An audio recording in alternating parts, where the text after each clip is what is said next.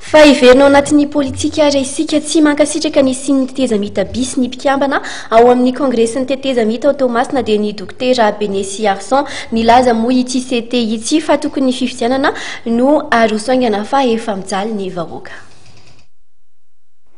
Zahay aloha mahita fa tsy tokony hokorontanina tsony ny fanatanterahana ny fifidianana.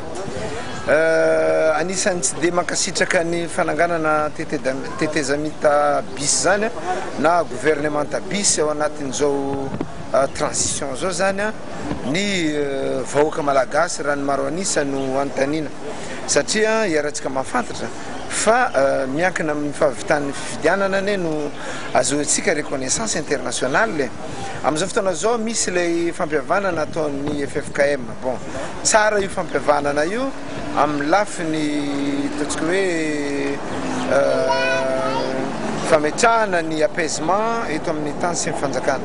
mba hialana amin'ilay disadisa politika alohan'ny fifidianana mandritry ny fifidianana sy aorian'ny fifidianana.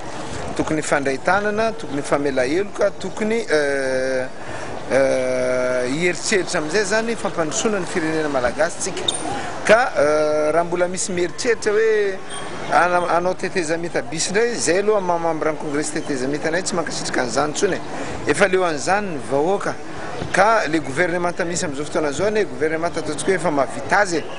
tokony io no miatrika ny fifidianana zay candidat ilatsika fidina filoham-pirenena soloana fotsiny zany hoe ataoko hoe remaniement tokony ho isy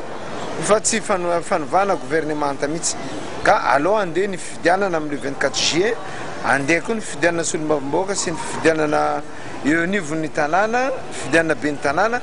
fa efa mangetahetan'izany ny vahoaka.